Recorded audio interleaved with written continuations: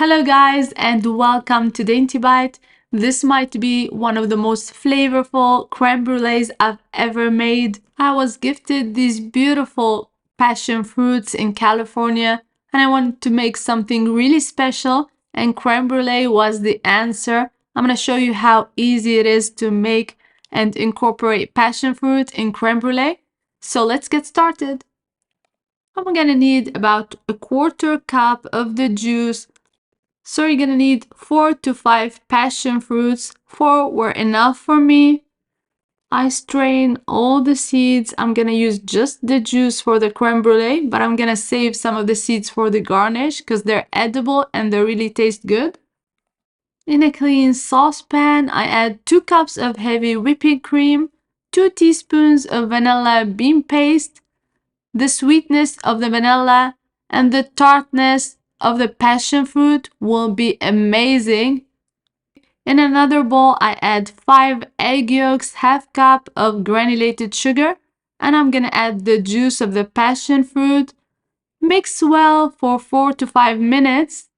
I'm gonna whisk by hand, just like so. Take your time, 5 minutes. At the end of it, the milk is heated, and I'm gonna check on it. Now it's at 180 degrees Fahrenheit.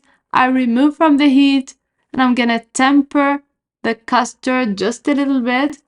You can drizzle the heavy whipping cream into the egg yolks slowly, but this is my favorite way to do it.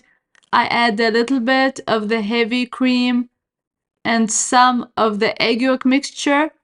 Mix them together and then add to the egg yolk mixture and start drizzling the heated cream slowly, mixing at all times until everything is well incorporated and our custard is ready.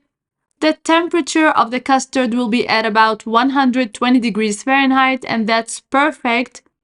And now we're ready to bake. Any creme brulee plate that you like is good enough. You're gonna divide the custard and portion just like so.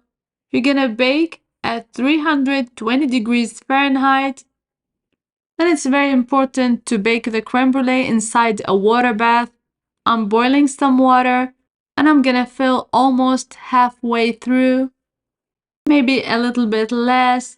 You're gonna bake for 40 to 45 minutes. It's gonna set nicely, but it's gonna have a lot of jiggle, just like so. Don't be afraid to remove it, let it cool.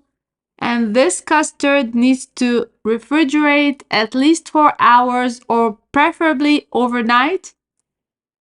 I really like to keep it overnight. And when you're ready to serve the next day, you're gonna add 1 teaspoon of sugar. Spread the sugar just like so. You don't want too much sugar. Remove any excess. Spread it evenly. And you're gonna use a kitchen torch to caramelize the sugar to give it that crispy top we all love about creme brulee. Just make sure to do it evenly. You can garnish and serve. And this will be the best creme brulee you'll ever taste, I promise. Give it a try. Recipe is in the description box below. Let me know if you need anything. And until next time, bon appétit!